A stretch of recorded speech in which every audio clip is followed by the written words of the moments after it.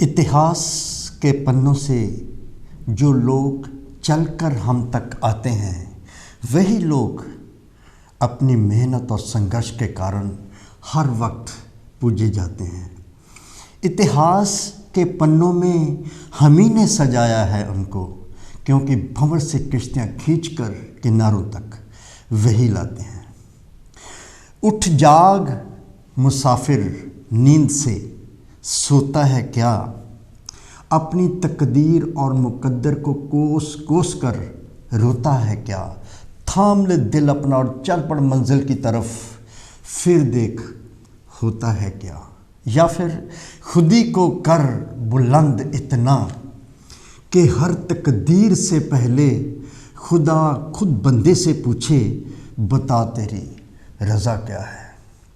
Heights by the great men, reached and kept not by sudden flight, but by toiling upwards in the nights while their companion slept.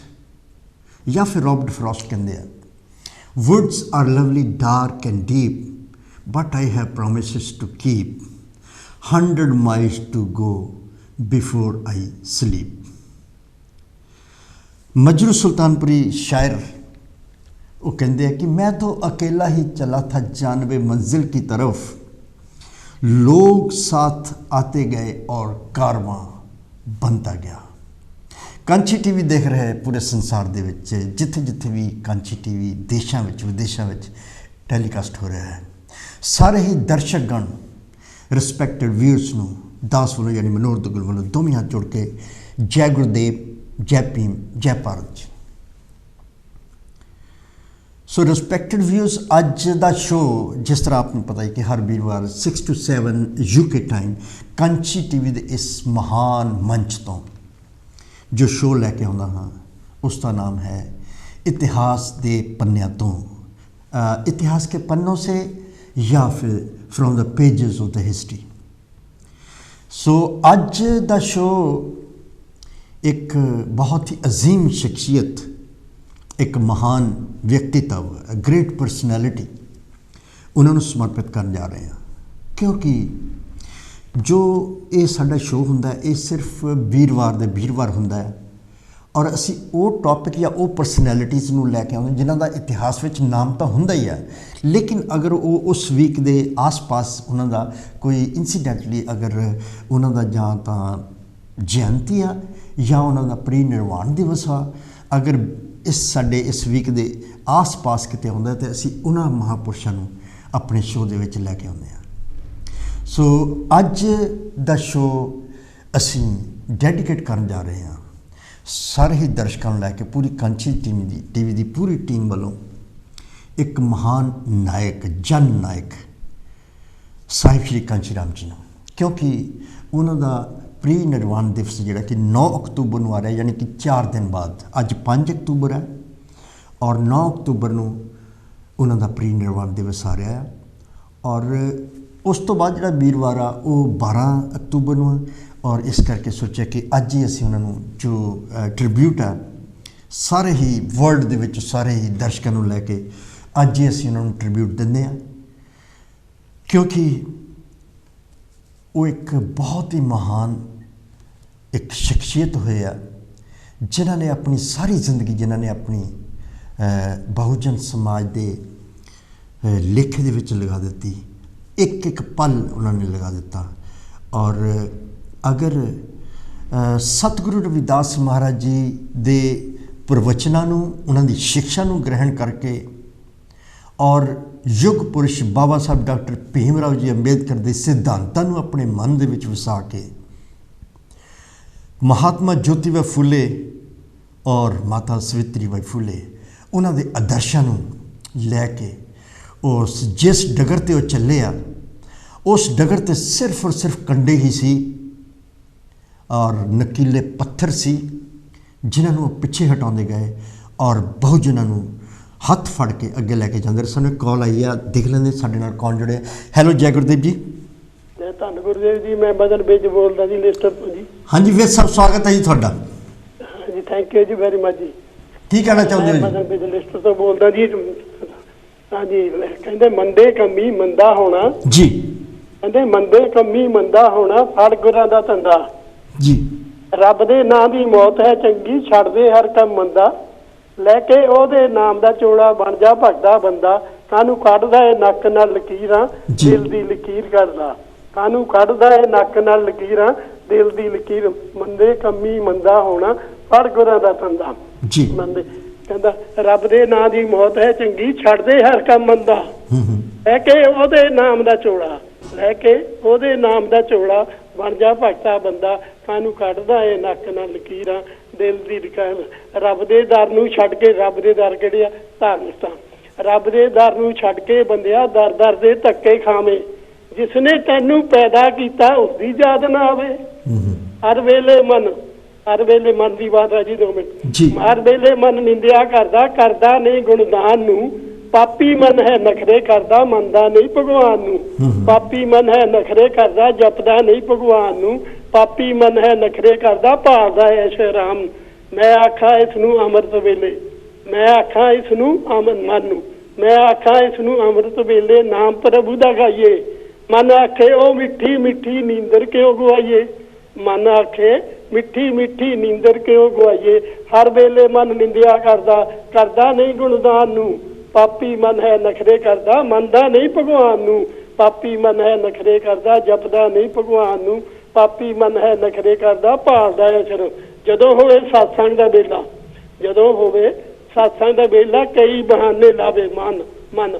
ਜਦੋਂ ਹੋਵੇ ਸਤਸੰਗ ਦਾ ਵੇਲਾ, ਕਈ ਬਹਾਨੇ ਲਾਵੇ।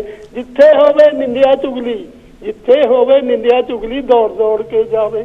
ਜਿੱਥੇ ਮਨ, ਜਿੱਥੇ ਹੋਵੇ ਨਿੰਦਿਆ ਚੁਗਲੀ, ਦੌੜ ਦੌੜ ਕੇ ਜਾਵੇ। ਚੰਗੀ ਕਰਨੀ ਕਰ ਲਓ ਬੰਦਿਓ, ਚੰਗੀ ਕਰਨੀ ਕਰ ਲਓ ਬੰਦਿਓ, ਕਰਮ ਕਰੋ ਨਾ ਮਾੜਾ, ਦੇਖ ਰਿਹਾ ਹੈ ਸਭ ਨੂੰ ਉੱਪਰ ਬਹਿ ਕੇ ਵੇਖਣ ਵਾਲਾ।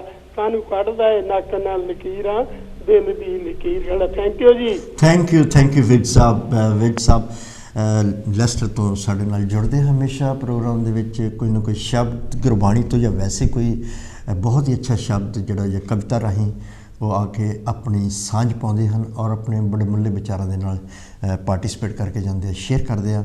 ਅਸੀਂ ਉਹਨਾਂ ਦਾ ਬਹੁਤ ਬਹੁਤ ਧੰਨਵਾਦ ਕਰਦੇ ਹਾਂ। ਤਾਂ ਅੱਜ ਦਾ ਜੋ ਸ਼ੋਅ ਹੈ, ਅਸੀਂ ਜਿਸ ਤਰ੍ਹਾਂ ਆਪ ਸਭ ਨੂੰ ਪਤਾ ਹੈ ਕਿ ਸਾਹਿਬ ਸ਼੍ਰੀ ਕਾਂਚੀ ਰਾਮ ਨੂੰ ਅਸੀਂ ਡੈਡੀਕੇਟ ਕਰ ਰਹੇ ਹਾਂ। ਉਹਨਾਂ ਦਾ 9 ਤਰੀਕ ਨੂੰ ਪ੍ਰੀ ਨਿਰਵਾਣ ਦਿਵਸ ਆ। 15 ਮਾਰਚ 1934 ਨੂੰ ਉਹਨਾਂ ਦਾ ਜਨਮ ਹੋਇਆ ਸੀ। ਜ਼ਿਲ੍ਹਾ ਰੋਪੜ, ਜਿਹਨੂੰ ਅੱਜ ਕੱਲ੍ਹ ਰੂਪਨਗਰ ਵੀ ਕਿਹਾ ਜਾਂਦਾ ਹੈ, ਖਵਾਇਸ਼ਪੁਰ ਪਿੰਡ ਹੈ ਜਿੱਥੇ ਉਹਨਾਂ ਦਾ ਜਨਮ ਹੋਇਆ। ਔਰ ਉਹਨਾਂ ਦੇ ਜੋ ਫਾਦਰ ਸਾਹਿਬ ਹਰੀ ਸਿੰਘ ਔਰ ਉਹਨਾਂ ਦੇ ਸਵਰਗੀ ਮਾਤਾ ਜੀ ਬਿਸ਼ਨ ਕੌਰ ਜੀ, ਉਹਨਾਂ ਦੇ ਘਰ ਉਹਨਾਂ ਦਾ ਜਨਮ ਹੋਇਆ ਸੀ ਔਰ ਕਾਂਚੀ ਰਾਮ ਨਾਮ ਰੱਖਿਆ ਗਿਆ। ਔਰ ਉਹ ਜੋ ਆਪਣੀ ਸਟੱਡੀ ਜਿਹੜੀ ਉਹਨਾਂ ਦੀ ਸੀਗੀ ਕਰਦੇ ਗਏ ਔਰ ਬਹੁਤ ਵੱਡੇ ਮੁਕਾਮ 'ਤੇ ਪਹੁੰਚੇ। ਔਰ ਜਿਸ ਤਰ੍ਹਾਂ ਅਸੀਂ ਕਹਿੰਦੇ ਹਾਂ ਕਿ ਬਹੁਜਨ ਨਾਇਕ ਜਾਂ ਬਹੁਜਨ ਆਈਕਨ, ਉਹਨਾਂ ਨੂੰ ਬਾਬੂ ਜੀ ਵੀ ਕਿਹਾ ਜਾਂਦਾ ਸੀ ਔਰ ਉਹਨਾਂ ਨੂੰ ਸਾਹਿਬ ਵੀ ਕਿਹਾ ਜਾਂਦਾ ਸੀ। He was a social reformer and great politician as well. His struggle for Bahujan, ਜਦੋਂ ਅਸੀਂ ਬਹੁਜਨ ਦੀ ਗੱਲ ਕਰਦੇ ਹਾਂ, it means scheduled tribe, scheduled caste and other backward classes. ਅਸੀਂ ਜਦੋਂ ਉਹਨਾਂ ਸਾਰਿਆਂ ਨੂੰ ਮਿਲਾ ਦਿੰਦੇ ਹਾਂ, it is called Bahujan. Bahujan 85% in India. ਔਰ ਉਹ ਆਪਣੇ ਵਿਚਾਰਾਂ ਨਾਲ ਹੀ ਜੋ ਸਮਝਾਉਂਦੇ ਸੀ, ਕਿਉਂਕਿ ਉਹ ਰਸਤੇ 'ਤੇ ਕਿਹੜੇ 'ਤੇ ਚੱਲੇ ਆ, ਉਹ ਰਸਤਾ ਬੜਾ ਮੁਸ਼ਕਿਲ ਸੀ ਔਰ ਕਿਸ ਮੰਜ਼ਿਲ ਉਹਨਾਂ ਨੇ ਚੁਣਿਆ, ਉਹ ਮੰਜ਼ਿਲ ਬੜੀ ਕਠਿਨ ਸੀ, ਬਹੁਤ ਹੀ ਸੰਘਰਸ਼ ਭਰੀ ਮੰਜ਼ਿਲ ਸੀ ਔਰ ਤਿਆਗ ਦੀ ਮੂਰਤ ਕਹਿ ਸਕਦੇ ਆ ਉਹਨਾਂ ਨੂੰ ਔਰ ਇੱਕ ਫੁੱਲੀ ਡੈਡੀਕੇਟਡ ਪਰਸਨੈਲਿਟੀ ਕਹਿ ਸਕਦੇ ਉਹਨਾਂ ਨੂੰ। ਔਰ ਜਿਸ ਤਰ੍ਹਾਂ ਮੈਂ ਆਪਣੇ ਸ਼ਬਦਾਂ ਦੇ ਵਿੱਚ ਕੁਛ ਉਹਨਾਂ ਦੇ ਬਾਰੇ ਕੁਛ ਬਿਆਨ ਕਰਨਾ ਚਾਹੁੰਦਾ, ਕਿਉਂਕਿ ਜਿਹੜੀ ਮੰਜ਼ਿਲ ਉਹਨਾਂ ਨੇ ਚੁਣੀ ਉਹ आसान नहीं सी, क्योंकि मंजिल को पाने के लिए तूफ़ान और गुबार से गुज़र जाना है और ज़िंदगी एक रास्ता है और पत्थरों को, कांटों को रास्ते से हटाना है। रह गुज़र में मिलेंगी बहुत सी गर्दिशें, लेकिन आसमां को ज़मीं पर झुकाना है। आएंगे मकाम कैसे कैसे, ज़मीं पर लेट के नहीं, आग के दरिया से गुज़र जाना है। अपनी सफलता में रख भरोसा, क्योंकि इतिहास के सुनहरी पन्नों में अपना नाम लिखवाना है। ये साहिब श्री कांची राम। और ਜਦੋਂ ਅਸੀਂ ਦੇਖਦੇ ਹਾਂ ਕਿ ਇੱਕ ਫੁੱਲ ਦਰਖਤ 'ਤੇ ਲੱਗਾ ਆ, ਬਹੁਤ ਸੁੰਦਰ ਲੱਗਦਾ, ਫਿਰ ਸਾਡਾ ਧਿਆਨ ਉਹਦੀਆਂ ਟਾਹਣੀਆਂ ਵੱਲ ਜਾਂਦਾ ਆ, ਹਰੀਆਂ ਟਾਹਣੀਆਂ, ਫਿਰ ਸਾਡਾ ਟਾਹਣੀਆਂ ਤੋਂ ਸਟੈਮ ਜਿਹੜਾ ਤਣਾ ਹੈ ਉਹਦੇ ਵੱਲ ਜਾਂਦਾ ਕਿ ਵਿਸ਼ਾਲ ਬ੍ਰਿਖ ਹੁੰਦਾ ਹੈ, ਔਰ ਉਹਦੀਆਂ ਜੜ੍ਹਾਂ ਜਿਹੜੀਆਂ ਹੁੰਦੀਆਂ ਬਹੁਤ ਮਜ਼ਬੂਤ ਹੁੰਦੀਆਂ, ਔਰ ਉਹ ਜੜ ਜਿਹੜੀ ਆ ਉਹ ਸਤਿਗੁਰੂ ਰਵਿਦਾਸ ਮਹਾਰਾਜ ਜੀ ਹਨ, ਜਿਨ੍ਹਾਂ ਨੇ ਆਪਣੇ ਪ੍ਰਵਚਨਾਂ ਦੇ ਵਿੱਚ ਕਿਹਾ, ਰਵਿਦਾਸ ਮਨੁੱਖ ਕਰ ਬਸਨ ਕੁੰਗ ਦੋਇ ਹੈ ਇੱਕ ਠਾਉ, ਇੱਕ ਸੁਖ ਸਵਰਾਜ ਮੇਂ ਦੂਸਰ ਮਰਗਟ ਗਾਉ। ਇਸ ਪ੍ਰਵਚਨ ਨੂੰ ਸਾਹਿਬ ਸ਼੍ਰੀ ਕਾਂਸ਼ੀ ਰਾਮ ਜੀ ਨੇ ਆਪਣੇ ਮਨ 'ਚ ਵਸਾਇਆ। ਜਾਂ ਫਿਰ ਪਰਾਧੀਨਤਾ ਪਾਪ ਹੈ ਜਾਨ लेहो रे मीत, रविदास दास पराधीन को कौन करे है प्रीत, पराधीन का दीन क्या पराधीन बेदीन, रविदास दास पराधीन को सब ही समझे हीन। इसनों शक्ति बनाया साहिब श्री कांशी राम जी ने। या सतगुरु रविदास महाराज कहते, दार्द देख सबको हंसे ऐसी दशा हमारी, दार्द देख सबको हंसे ऐसी दशा हमारी, अष्ट दशा सिद्ध कर तले सब किरपा तुम्हारी। इन्हां प्रवचनों ਨੂੰ ਆਪਣੇ ਮਨ 'ਚ ਵਸਾਇਆ। ਔਰ ਇੱਕ ਪ੍ਰੇਰਨਾ ਸਰੋਤ ਪ੍ਰਵਚਨ ਸਤਿਗੁਰੂ ਰਵਿਦਾਸ ਮਹਾਰਾਜ ਰਾਗ ਮਾਰੂ ਦੇ ਵਿੱਚ ਜਦੋਂ ਕਹਿੰਦੇ ਹਨ, ਐਸੀ ਲਾਲ ਤੁਝ ਬਿਨ ਕੌਣ ਕਰੇ, ਗਰੀਬ ਨਿਵਾਜ ਗੁਸਈਆ ਮੇਰਾ ਮਾਥੇ ਛਤਰ ਤਰੇ, ਜਾ ਕੀ ਛੋਤ ਜਗਤ ਕੋ ਲਾਗੇ, ਤਾ ਪਰ ਤੂੰ ਹੀ ਢਰੇ, ਨੀਚਾ ਊਚ ਕਰੇ ਮੇਰਾ ਗੋਬਿੰਦ, ਕਾਹੂ ਤੇ ਨਾ ਡਰੇ। ਇਸ ਨੂੰ ਪ੍ਰੇਰਨਾ ਬਣਾ ਕੇ ਔਰ ਸਤਿਗੁਰੂ ਰਵਿਦਾਸ ਮਹਾਰਾਜ ਜੀ ਨੂੰ ਆਪਣੇ ਅੰਗ ਸੰਗ ਔਰ ਉਹਨਾਂ ਦੀ ਓਟ ਆਸਰਾ ਲੈ ਕੇ ਸਾਹਿਬ ਸ਼੍ਰੀ ਕਾਂਸ਼ੀ ਰਾਮ ਜੀ ਔਰ ਜੋ ਮਹਾਤਮਾ ਜੋਤੀਬਾ ਫੂਲੇ ਜੀ ਜਾਂ ਮਾਤਾ ਸਵਿਤਰੀ ਬਾਈ ਫੂਲੇ ਜੀ, ਉਹਨਾਂ ਦੇ ਆਦਰਸ਼ਾਂ ਨੂੰ ਲੈ ਕੇ, ਕਿਉਂਕਿ ਉਹਨਾਂ ਦੇ 19th ਸੈਂਚੁਰੀ ਦੇ ਵਿੱਚ ਇੱਥੇ ਤੱਕ ਕਿ ਯੁੱਗ ਪੁਰਸ਼ ਡਾਕਟਰ ਬਾਬਾ ਸਾਹਿਬ ਭੀਮ ਰਾਓ ਅੰਬੇਦਕਰ ਜੀ ਵੀ ਆਪਣੇ ਪ੍ਰੇਰਨਾ ਸਰੋਤ ਗੁਰੂ ਮੰਨਦੇ ਸੀ ਮਹਾਤਮਾ ਜੋਤੀਬਾ ਫੂਲੇ ਜੀ ਨੂੰ। ਸੋ ਉਹਨਾਂ ਤੋਂ ਆਦਰਸ਼ ਉਹਨਾਂ ਦੇ ਲੈ ਕੇ ਔਰ ਡਾਕਟਰ ਬਾਬਾ ਸਾਹਿਬ ਭੀਮ ਰਾਓ ਜੀ ਅੰਬੇਦਕਰ ਜੀ ਦੇ ਸਿਧਾਂਤਾਂ ਨੂੰ ਲੈ ਕੇ ਉਹ ਜਿਸ ਮੰਜ਼ਿਲ 'ਤੇ ਚੱਲੇ ਆ, ਔਰ ਜਦੋਂ ਆਪਣੇ ਆਪ ਨੂੰ ਪੂਰੀ ਤਰ੍ਹਾਂ ਬਹੁਜਨ ਸਮਾਜ ਦੇ ਪ੍ਰਤੀ ਸਮਰਪਿਤ ਕਰ ਦਿੱਤਾ, ਫਿਰ ਉਹਨਾਂ ਨੇ ਆਪਣੀ ਭੁੱਖ ਨਹੀਂ ਦੇਖੀ, ਆਪਣੇ ਤਨ 'ਤੇ ਕਿਹੜੇ ਕੱਪੜੇ ਪਾਏ ਉਹ ਨਹੀਂ ਦੇਖੇ, ਪੈਰਾਂ ਦੇ ਵਿੱਚ ਸ਼ੂ ਪਾਏ ਆ ਜਾਂ ਚੱਪਲ ਪਾਈ ਆ, ਨੰਗੇ ਪੈਰ ਆ ਉਹ ਨਹੀਂ ਦੇਖਿਆ, ਔਰ ਆਪਣੇ ਪਰਿਵਾਰ ਨੂੰ ਨਹੀਂ ਦੇਖਿਆ। ਸਭ ਕੁਝ ਤਿਆਗ ਕੇ ਸਿਰਫ ਔਰ ਸਿਰਫ ਆਪਣੀ ਜ਼ਿੰਦਗੀ ਨੂੰ ਬਹੁਜਨਾਂ ਦੇ ਉੱਤੇ ਸਮਰਪਿਤ ਕਰ ਦਿੱਤਾ। ਔਰ ਕਿਉਂਕਿ ਸਮਰਪਿਤ ਵੀ ਉਹੀ ਮਹਾਂਪੁਰਸ਼ ਜਾਂ ਉਹੀ ਗ੍ਰੇਟ ਪਰਸਨੈਲਿਟੀ ਕਰ ਸਕਦਾ ਜਿਹਦੇ ਕੋਲ ਇੱਕ ਵਿਜ਼ਨ ਹੈ, ਔਰ ਉਹ ਵਿਜ਼ਨ ਜਿਹੜਾ ਸੀਗਾ ਉਹ ਉਹਨਾਂ ਨੂੰ ਬਾਬਾ ਸਾਹਿਬ ਯੁੱਗ ਪੁਰਸ਼ ਜਿਹੜੇ ਕਿ ਭਾਰਤੀ ਸੰਵਿਧਾਨ ਦੇ ਨਿਰਮਾਤਾ, ਮਾਡਰਨ ਇੰਡੀਆ ਦੇ ਫਾਦਰ ਕਹਿ ਸਕਦੇ ਹਾਂ, ਔਰ ਉਹਨਾਂ ਨੂੰ ਇੱਕ ਸਿੰਬਲ ਆਫ ਨੌਲੇਜ ਕਹਿ ਸਕਦੇ ਹਾਂ, ਔਰ ਭਾਰਤ ਦੇ ਰਤਨ ਹੀ ਨਹੀਂ ਬਲਕਿ ਪੂਰੀ ਦੁਨੀਆ ਦੇ ਰਤਨ ਕਹਿ ਸਕਦੇ ਹਾਂ, ਜਿੱਥੇ ਵੀ ਉਹ ਪੜ੍ਹੇ ਆ, ਚਾਹੇ ਉਹ ਕੋਲੰਬੀਆ ਯੂਨੀਵਰਸਿਟੀ ਨਿਊਯਾਰਕ ਹੋਵੇ, ਚਾਹੇ ਉਹ economics London school of economics London ਹੋਵੇ, ਜਾਂ ਇਨਸਕਰੇ ਜਿੱਥੇ ਉਹਨਾਂ ਨੇ ਬੋਰਟ ਲਾਅ ਕੀਤਾ ਲੰਡਨ ਹੋਵੇ, ਜਿੱਥੇ ਵੀ ਉਸਮਾਨੀਆ ਯੂਨੀਵਰਸਿਟੀ ਹੋਵੇ, ਜਿੱਥੇ ਵੀ ਪੜ੍ਹੇ ਆ, ਉੱਥੇ ਉਹਨਾਂ ਨੂੰ ਇੱਕ ਆਦਰਸ਼ ਮੰਨ ਕੇ ਉਹਨਾਂ ਦੇ ਸਟੈਚੂ ਲਾ ਕੇ ਉਹਨਾਂ ਨੂੰ ਇੱਕ ਆਦਰਸ਼ ਰੂਪੀ ਮਹਾਂਪੁਰਸ਼ ਦੇਖੀ ਕਿ ਜੋ ਵੀ ਸਟੂਡੈਂਟ ਉਸ ਯੂਨੀਵਰਸਿਟੀ ਵਿੱਚ ਜਾਊਗਾ ਸਭ ਤੋਂ ਪਹਿਲਾਂ ਉਹ ਡਾਕਟਰ ਬਾਬਾ ਸਾਹਿਬ ਭੀਮ ਰਾਓ ਅੰਬੇਡਕਰ ਜੀ ਨੂੰ ਪੜ੍ਹੂਗਾ।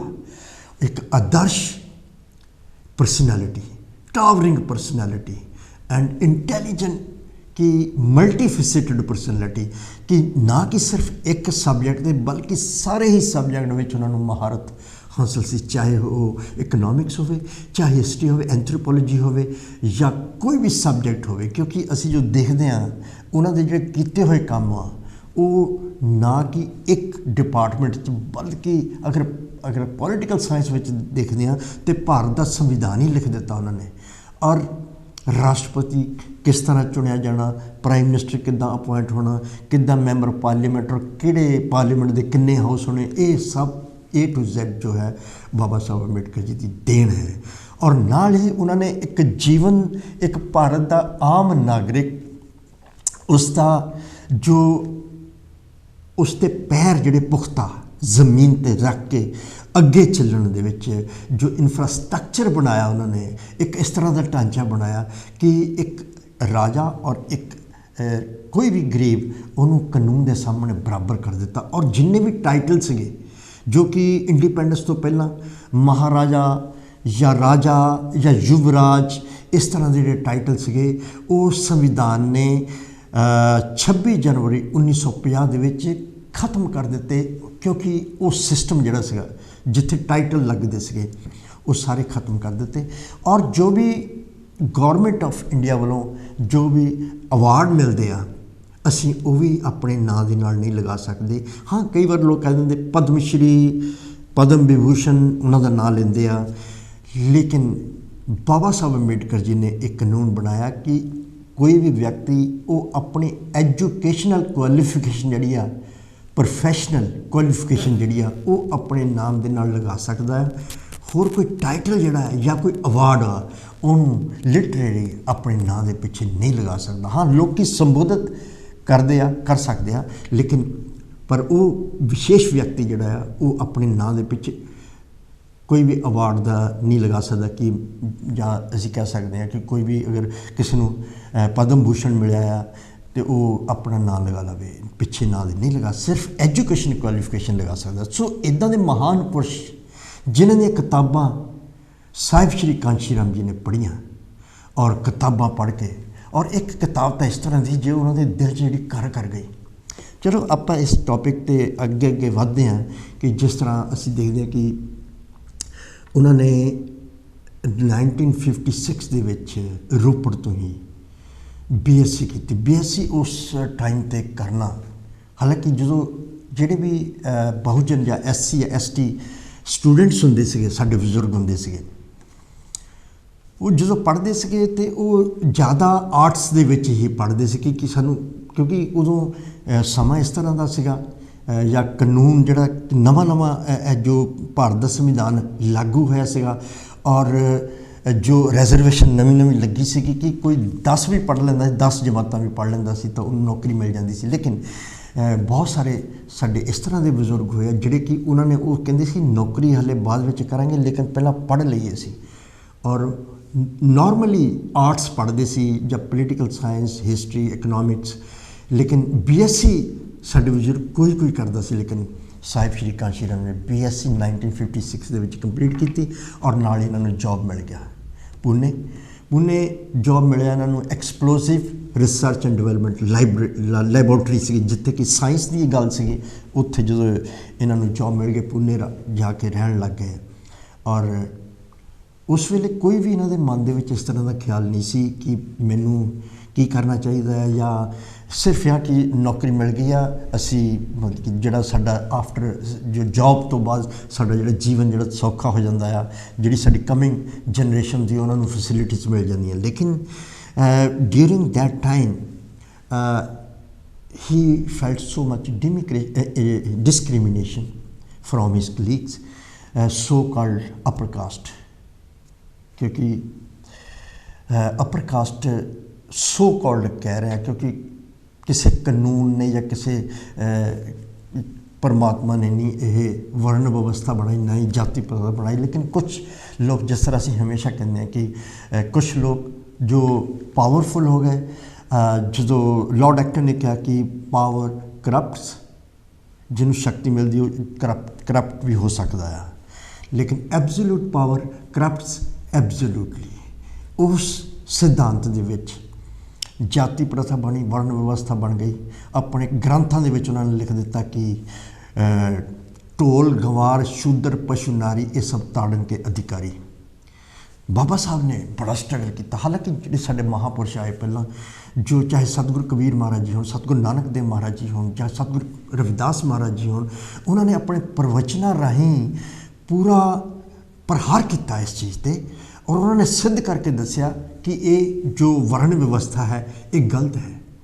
ਔਰ ਇਹੀ ਨਤੀਜਾ ਹੈ ਕਿ ਉਹਨਾਂ ਦੇ ਜੋ ਤਰਕਮਈ ਪ੍ਰਵਚਨ ਜਿਹੜੇ ਸੀਗੇ, ਉਹਨਾਂ ਦੇ ਅੱਗੇ ਰਾਜੇ ਮਹਾਰਾਜੇ ਵੀ ਜਿਹੜੇ ਸੀਗੇ ਉਹ ਝੁਕ ਗਏ, ਕਿਉਂਕਿ ਉਹਨਾਂ ਦੇ ਕੋਲ ਕੋਈ ਵੀ ਰਾਜਾ ਚਾਹੇ ਪੜ੍ਹਿਆ ਲਿਖਿਆ ਨਾ ਵੀ ਹੋਵੇ, ਜਿਸ ਤਰ੍ਹਾਂ ਅਸੀਂ ਪਹਿਲਾਂ ਵੀ ਕਈ ਵਾਰੀ ਇਹ ਗੱਲ ਕਰਦੇ ਹਾਂ ਕਿ ਪਹਿਲਾਂ ਰਾਜਿਆਂ ਦਾ ਹੀ ਰਾਜ ਹੁੰਦਾ ਸੀਗਾ, ਚਾਹੇ ਮੁਗਲ ਅੰਪਾਇਰ ਹੈ, ਚਾਹੇ ਕੋਈ ਵੀ ਰਾਜਾ ਜਿਹੜਾ ਹੈਗਾ, ਉਹ ਅਗਰ ਮੰਨ ਲਓ ਇੰਨਾ ਇੰਟੈਲੀਜੈਂਟ ਨਹੀਂ ਹੈਗਾ, ਪਰ ਉਹਦੇ ਡਿਪਾਰਟਮੈਂਟ ਦੇ ਵਿੱਚ ਜਿਹੜੇ ਉਹਨਾਂ ਨੇ ਆਪਣੇ ਮੰਤਰੀ ਰੱਖੇ ਹੁੰਦੇ ਸੀਗੇ ਉਹ ਬੜੇ ਇੰਟੈਲੀਜੈਂਟ ਹੁੰਦੇ ਸੀਗੇ। ਹਰ ਡਿਪਾਰਟਮੈਂਟ, ਚਾਹੇ ਕੋਈ ਫਾਈਨੈਂਸ਼ੀਅਲ ਮਿਨਿਸਟਰ ਰੱਖਿਆ, ਮੰਨ ਲਓ ਉਹਨੇ ਸਾਰੇ ਟੈਕਸ ਕਿੱਦਾਂ ਲੈਣੇ ਆ, ਕਿੱਦਾਂ, ਉਹ ਐਕਸਪਰਟ ਆ। ਅਗਰ ਗਾਇਕੀ ਜਾਂ ਸੰਗੀਤ ਆ, ਉਹਦੇ ਵਿੱਚ ਮਹਾਕਵੀ ਜਾਂ ਜੋ ਸੰਗੀਤ ਵਾਲੇ ਜਿਹੜੇ ਮਾਹਰ ਆ ਉਹ ਲੋਕ ਆ। ਜਾਂ ਰੋਜ਼ਮਰ੍ਹਾ ਦੀ ਜ਼ਿੰਦਗੀ ਵਿੱਚ ਹਰ ਤਰ੍ਹਾਂ ਦੇ ਮੰਤਰੀ ਜਿਹੜੇ ਉਹਦੇ ਵਿੱਚ ਉਹਨਾਂ ਨੇ ਰੱਖੇ ਆ। ਫਿਰ ਜਦੋਂ ਕਿਸੇ ਵੀ ਮੰਤਰਾਲਿਆਂ ਦੀ ਕੋਈ ਪ੍ਰੋਬਲਮ ਹੁੰਦੀ ਸੀ, ਰਾਜਾ ਆਪ ਨਹੀਂ ਸੀ ਕੋਈ ਫੈਸਲਾ ਦਿੰਦਾ, ਕਿਉਂਕਿ ਅਗਰ ਉਹ ਤਾਂ ਇੰਟੈਲੀਜੈਂਟ ਹੈਗਾ ਫਿਰ ਆਪ ਫੈਸਲਾ ਦੇ ਸਕਦਾ, ਅਦਰਵਾਈਜ਼ ਉਹ ਆਪਣੇ ਮਿਨਿਸਟਰ ਨੂੰ ਪੁੱਛਦਾ ਸੀ ਕਿ ਤੇਰੇ ਡਿਪਾਰਟਮੈਂਟ ਦਾ ਉਹਦੇ ਵਿੱਚ ਕਿਸ ਤਰ੍ਹਾਂ। ਇਸ ਕਰਕੇ ਰਾਜੇ ਮਹਾਰਾਜੇ ਜਾਂ ਉਹਨਾਂ ਦੇ ਜਿਹੜੇ ਮੰਤਰੀ ਵੀ ਜੇ ਸੀ ਇਹਨਾਂ ਪ੍ਰਵਚਨਾਂ ਦੇ ਅੱਗੇ ਝੁਕ ਗਏ, ਔਰ ਇਹਨਾਂ ਆਦਰਸ਼ਾਂ ਨੂੰ ਲੈ ਕੇ, ਇਹਨਾਂ ਮੰਜ਼ਿਲਾਂ ਨੂੰ ਲੈ ਕੇ, ਔਰ ਬਾਬਾ ਸਾਹਿਬ ਡਾਕਟਰ ਭੀਮ ਰਾਓ ਅੰਬੇਦਕਰ ਜੀ ਦੇ ਉਹਨਾਂ ਨੂੰ, ਕਿਉਂਕਿ ਜਦੋਂ ਉਹਨਾਂ ਨੇ ਪੜ੍ਹਿਆ ਔਰ ਉਹਨਾਂ ਦੇ ਮਿਸ਼ਨ ਨੂੰ ਉਹਨਾਂ ਨੇ ਜਾਣਿਆ, ਔਰ ਉਹਨਾਂ ਦੇ ਮਨ ਦੇ ਵਿੱਚ ਕਿਉਂਕਿ ਜਦੋਂ problem of the repeats origin and its solution ਪੜ੍ਹਿਆ, ਉਹਨਾਂ ਨੇ ਹੂ ਵਰ ਦਾ ਸ਼ੂਦਰਸ ਪੜ੍ਹਿਆ, ਉਹਨਾਂ ਨੇ ਬਹੁਤ ਸਾਰੀਆਂ ਕਿਤਾਬਾਂ ਪੜ੍ਹੀਆਂ, ਲੇਕਿਨ ਇੱਕ ਬੁੱਕ ਡਾਕਟਰ ਬਾਬਾ ਸਾਹਿਬ ਅੰਬੇਡਕਰ ਜੀ ਦੀ ਇਸ ਤਰ੍ਹਾਂ ਦੀ ਸੀਗੀ ਜਿਹੜੀ ਉਹਨਾਂ ਨੇ 16 ਵਾਰ ਪੜ੍ਹੀ। ਉਹ ਸੀ ਐਨੀਲੀਏਸ਼ਨ ਆਫ ਕਾਸਟ, ਯਾਨੀ ਕਿ ਜਾਤੀ ਪਾਤੀ ਦਾ ਬੀਜ ਨਾਸ਼। ਉਹ ਇੱਕ ਵਾਰੀ ਪੜ੍ਹੀ, 2 ਵਾਰੀ ਪੜ੍ਹੀ, ਔਰ ਉਹ ਜੌਬ 'ਤੇ ਸੀਗੇ, ਔਰ ਉਹਨਾਂ ਨਾਲ ਡਿਸਕ੍ਰਿਮੀਨੇਸ਼ਨ ਹੋ ਰਿਹਾ ਸੀ ਜਿਹੜੇ ਦੂਸਰੇ ਲੋਕ ਆਪਣੀ ਡਿਪਾਰਟਮੈਂਟ ਦੇ ਵਿੱਚ ਨੌਕਰੀ ਦੇ ਟਾਈਮ 'ਤੇ, ਉਹਨਾਂ ਦੇ ਆਫਿਸ ਵਿੱਚ, ਉਹਨਾਂ ਦੀ ਲੈਬੋਰਟਰੀ ਵਿੱਚ ਦੂਸਰੇ ਲੋਕ ਜਿਹੜੇ ਸੀ ਭੇਦਭਾਵ ਕਰ ਰਹੇ ਸੀ, ਬੜੇ ਮਾਯੂਸ ਰਹਿੰਦੇ ਸੀਗੇ।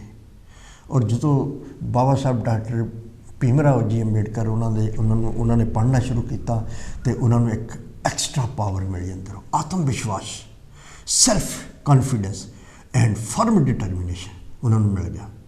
ਔਰ ਉਹ ਜਦੋਂ ਉਹਨਾਂ ਨੇ ਬੁੱਕ ਪੜ੍ਹੀ ਔਰ ਉਹਨਾਂ ਨੇ ਸਭ ਕੁਛ, ਔਰ ਆਪਣੇ ਘਰ ਆਪਣੀ ਮਾਤਾ ਜੀ ਨੂੰ ਚਿੱਠੀ ਲਿਖ ਦਿੱਤੀ ਕਿ ਅੱਜ ਤੋਂ ਬਾਅਦ ਮੇਰਾ ਪਰਿਵਾਰ ਦੇ ਨਾਲ ਕੋਈ ਰਿਸ਼ਤਾ ਨਹੀਂ, ਜਿਹੜਾ ਬਹੁਜਨ ਸਮਾਜ ਹੈ ਇਹੀ ਮੇਰਾ ਪਰਿਵਾਰ ਆ, ਔਰ ਜੋ ਮੇਰੀ ਜਾਇਦਾਦ ਆ ਉਹ ਕਦੀ ਵੀ ਮੈਂ ਕਲੇਮ ਨਹੀਂ ਕਰੂੰਗਾ, ਉਹ ਮੇਰੀ ਨਹੀਂ ਹੈ।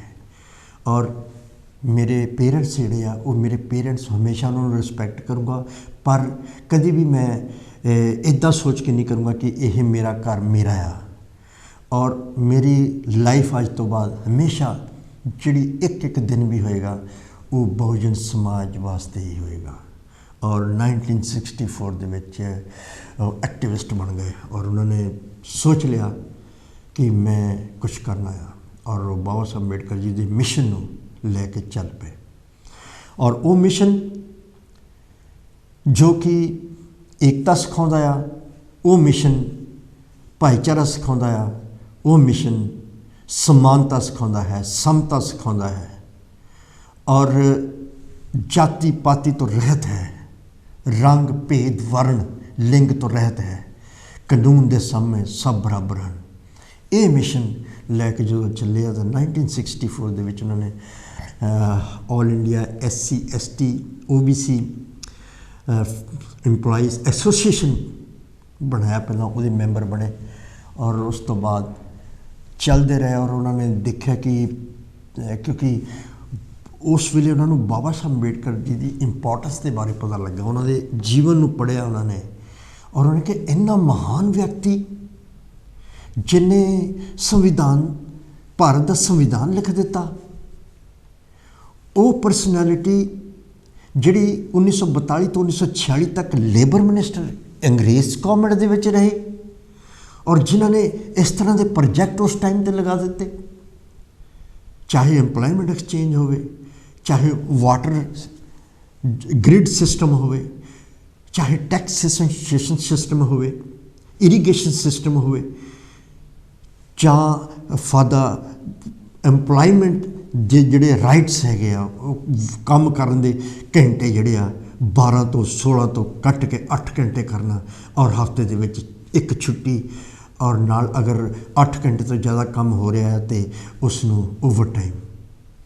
ਇਸ ਤਰ੍ਹਾਂ ਦੇ ਜਿਨ੍ਹਾਂ ਨੇ ਕੰਮ ਕੀਤੇ ਆ, ਉਹਨਾਂ ਦੇ ਜਨਮ ਦਿਨ 'ਤੇ, ਉਹਨਾਂ ਦੀ ਜਯੰਤੀ 'ਤੇ ਛੁੱਟੀ ਨਹੀਂ ਹੋ ਰਹੀ। ਫਿਰ ਉਹਨਾਂ ਨੇ ਜੋ ਆਪਣੇ ਆਫਿਸ ਇਸ ਐਸੋਸੀਏਸ਼ਨ ਵੱਲੋਂ उन्होंने जो अपन चिट्ठियाँ या अपना जो रेवोल्यूशन शुरू की कि उन्होंने दिन ते छुट्टी होनी चाहिए, उन्होंने जयंती ते उन्होंने जन्म ते यानी 14 अप्रैल को छुट्टी होनी चाहिए। लेकिन हौली हौली जो होर जो डिस्क्रिमिनेशन हो रहा सीगा उहदा मुकाबला करने वास्ते अगे बढ़ते रहे और फिर उन्होंने बाम से बनाया, बाम backward and minority communities employ federation बनाया। ये जड़ा सीगा ये बना के उन्होंने काफ़ी अगे, क्योंकि इंप्लॉय द फेडरेशन सी है, पहला भी जी सी एसोसीएशन सी वो भी इंप्लॉयज़ सी, इस करके वो जो कुछ भी कर सकते थे सिर्फ और सिर्फ अपनी उस सर्विस दे विच या सर्विस मैन वास्ते ही कर सकते थे। आम बहुजनों वास्ते यानी कि शेड्यूल्ड ट्राइब, शेड्यूल्ड कास्ट या अदर बैकवर्ड क्लासिस इन्हों तीनों मिला के 85% बनते, इन्होंने वास्ते कुछ नहीं कर सकते सी बिकॉज लॉ सेज दैट अगर तुसी कोई इंप्लॉय फेडरेशन दे विच है, जिस तरह से देखते हैं कि एसोसीएशन बड़ियां होंगे, बैंक जो ऑर्गेनाइजेशन बड़ियां होंगे वो सिर्फ बैंक के इंप्लॉय वास्ते ही कर सकते हैं, आम लोगों वास्ते नहीं कर सकते। और आम जिहड़ी जो इलैक्शन दे विच पार्टिसिपेट नहीं कर सकते, किसी कोई सभावां नहीं, किसी पार्टी के कैंडीडेट की फेवर दे विच कोई रैली नहीं कर सकते। सो उन्होंने लाइफ जी होंगी सिर्फ और सिर्फ अपने इंप्लॉयमेंट वास्ते होंगी और उन्होंने वैलफेयर वास्ते या उन्होंने अपलिफ्टमेंट या उन्होंने डिस्क्रिमिनेशन उन्होंने अगर कोई प्रॉब्लम है उन्होंने सॉल्व करने वास्ते उस एसोसीएशन जी फेडरेशन या एसोसीएशन जी होंगी वो सिर्फ वो वास्ते ही होंगी है। तो उन्होंने ये ते काम करना शुरू कर दिता और बाबा साहब जी के मिशन को उन्होंने बहुत बरीकी दे नाल समझा और उन्होंने इस मिशन ते जो 4-5 लाइनां मैं लिखियां आप जी के नाल मैं साझा करनी चाहता हाँ, क्योंकि उन्होंने जो मिशन बाबा साहब का चक्या अपने उस मिशन को लैके चले तो मुसीबत उन्होंने रास्ते बड़ियां आईयां पर उन्होंने परवाह नहीं की।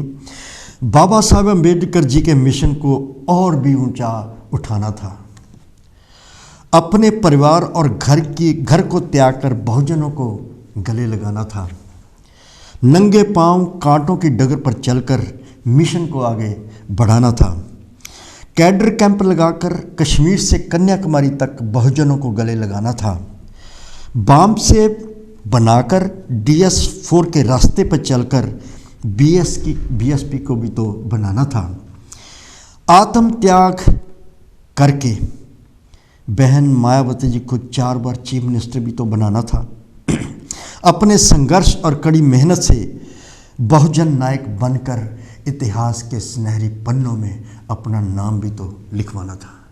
ये साहिब श्री कांची राम उन्होंने बारे उन्होंने महानता उन्होंने जो सुप्रीमेसी जो उन्होंने एक विजन सी उन्होंने बारे जो लिखा सी और जो असी अगे चलते हैं अगे जिस तरह वो 1964 दे विच जिहड़ी उन्होंने एसोसीएशन बनाया सी उस तो बाद बाम साहिब उन्होंने बनाया 78 दे विच और उस तो बाद जो उन्होंने देखा कि बाम साहिब तो सिर्फ और सिर्फ इंप्लॉयर वास्ते ही हो सकता है, लेकिन आम जिहड़े साडे लोग हैं जिहड़े बहुजन हैं, शेड्यूल्ड कास्ट हैं, शेड्यूल्ड ट्राइब्स हैं, अदर बैकवर्ड क्लासिस उन्होंने नाल जिहड़ियां वधीकियां।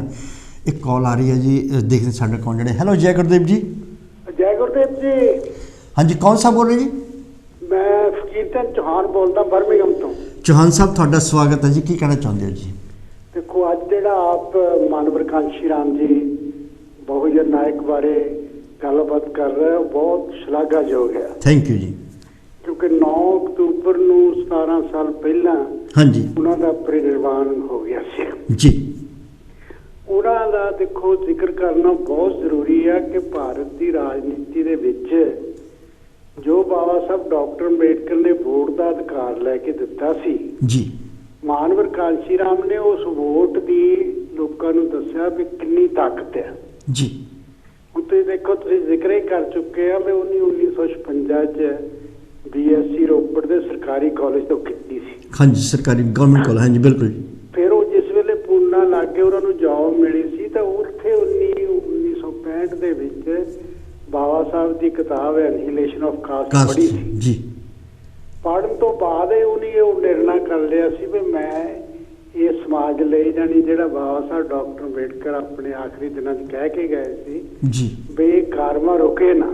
ਜੀ ਉਹਨੇ ਕਿਹਾ ਵੀ ਮੈਂ ਕਾਰਮਾ ਨੂੰ ਅੱਗੇ ਚਲਾਵਾਂਗਾ। ਜੀ ਤੁਸੀਂ ਦੇਖੋ ਵੀ ਉਹਨੇ ਆਪਣੀ ਨੌਕਰੀ ਛੱਡ ਦਿੱਤੀ। ਫਿਰ ਉਹਨੇ ਕਿਹਾ ਵੀ ਮੈਂ ਸ਼ਾਦੀ ਵੀ ਨਹੀਂ ਕਰਾਵਾਂਗਾ, ਕੋਈ ਬੈਂਕ ਅਕਾਊਂਟ ਨਹੀਂ ਕਰਾਂਗਾ ਔਰ ਸਮਾਜ ਨੂੰ ਜੋੜਾਂਗਾ। ਔਰ ਪਹਿਲੀ ਤਾਂ ਬੜੀ ਗੱਲ ਆ ਵੀ ਉਹਨੇ ਇਸ ਗੱਲ ਤੇ ਜਾਣੀ ਅਮਲ ਕੀਤਾ ਵੀ ਬਾਬਾ ਸਾਹਿਬ ਨੇ ਕਿਹਾ ਸੀ ਵੀ ਮੈਨੂੰ ਪੜ੍ਹੇ ਲਿਖੇ ਲੋਕਾਂ ਨੇ ਧੋਖਾ ਕੀਤਾ ਜੀ, ਵੀ ਮੈਂ ਤਾਂ ਉਹਨਾਂ ਤੋਂ ਬਹੁਤ ਉਮੀਦਾਂ ਰੱਖਦਾ ਸੀ, ਪਰ ਉਹਨੇ ਕਿਹਾ ਵੀ ਮੈਂ ਜ਼ਰੂਰ ਉਹਨਾਂ ਦਾ ਜਿਹੜਾ ਬਾਬਾ ਸਾਹਿਬ ਦੀ ਗੱਲ ਤੇ ਵੀ ਮੈਂ ਆਪਣੀ ਜ਼ਿੰਦਗੀ ਲਾਵਾਂਗਾ ਜੀ। ਹੁਣ ਤੁਸੀਂ ਦੇਖੋ ਵੀ ਉਹਨੇ ਜਾਣੀ ਜਿੰਨੇ ਆਪਣੇ ਮੁਲਾਜ਼ਮ ਸੀ ਮੁਲਾਜ਼ਮਾਂ ਨੂੰ ਸਮਝਾਇਆ ਔਰ ਉਹਨਾਂ ਦੇ ਮਗਰ ਲੱਗੇ ਮੁਲਾਜ਼ਮ ਜੀ ਜਿਹੜੀ ਬੈਂਸਪ ਬਣੀ ਜਾਣੀ 6 ਦਸੰਬਰ 1978 ਨੂੰ ਹਾਂਜੀ ਲੱਖਾਂ ਹੀ ਲੋਕ ਉਹਦੇ ਵਿੱਚ ਸ਼ਾਮਲ ਹੋਏ ਜੀ ਔਰ ਉਹ ਤਾਕਤ ਬਣ ਗਈ ਜੀ। ਕਿਉਂਕਿ ਉਹ non political non social yes ਸਿਰਫ EMPLOYER ਵਾਸਤੇ ਸੀ। ਹਾਂ, ਪਰ ਫਿਰ ਉਹਨੇ ਤੁਸੀਂ ਦੇਖੋ ਵੀ ਜਿਹੜੀ DS4 ਬਣਾਈ ਹੈ ਉਹ ਸੰਘਰਸ਼ ਵਾਸਤੇ ਸੀ। ਹਾਂਜੀ ਬਸ ਇਹ ਦੱਸਣਾ ਬਹੁਤ ਜ਼ਰੂਰੀ ਆ ਵੀ ਜਾਣੀ ਇੰਨਾ ਉਹਨੇ ਸੰਘਰਸ਼ ਕੀਤਾ ਜਿੱਦਾਂ ਤੁਸੀਂ ਦੱਸ ਵੀ ਚੁੱਕੇ ਆ ਵੀ ਭਾਰਤ ਦੇ ਕੋਨੇ ਤੋਂ ਉਹਨੇ ਸਾਈਕਲ ਮਾਰਚ ਜਾਣੀ ਇੰਨੇ ਹੋਰ ਕੀਤੇ ਔਰ ਲੋਕਾਂ ਨੂੰ ਜੋੜਿਆ ਜੀ।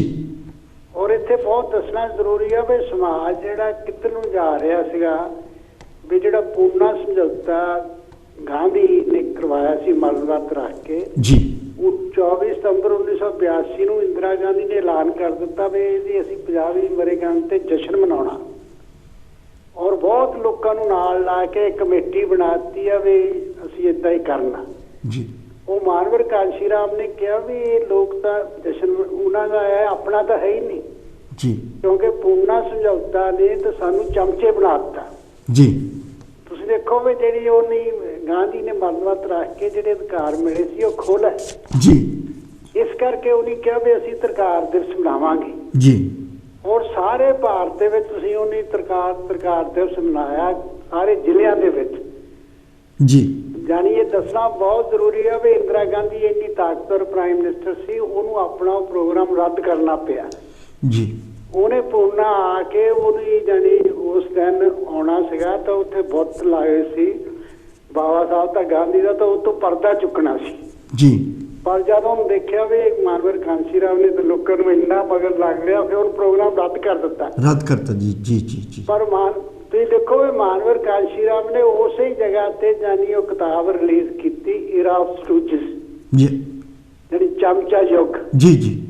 ਉਹਦੇ ਵਿੱਚ ਉਹਨੇ ਦੱਸਿਆ ਗਿਆ ਵੀ ਅਸੀਂ ਡਾਕਟਰ ਅੰਬੇਡਕਰ ਨੇ ਜਿਹੜਾ ਵੋਟਾਂ ਦਾ ਅਧਿਕਾਰ ਲੈ ਕੇ ਦਿੱਤਾ ਸੀ ਨਾਰੀ ਜਾਤੀ ਨੂੰ ਜੀ, ਬਹੁਜਨ ਸਮਾਜ ਨੂੰ, ਉਹਦਾ ਸ਼ਾਸਕ ਬਣਨ ਵਾਸਤੇ ਸੀ ਵੀ ਲੋਕ ਚਮਚੇ ਬਣ ਰਹੇ ਜੀ ਜੀ। ਹੋਰ ਪਾਰਟੀਆਂ ਕੋਲ ਜਾ ਕੇ ਉਹਨਾਂ ਦੇ ਮੈਂਬਰ ਬਣ ਕੇ ਔਰ ਸਮਾਜ ਨੂੰ ਨੁਕਸਾਨ ਕਰ ਰਿਹਾ ਜੀ।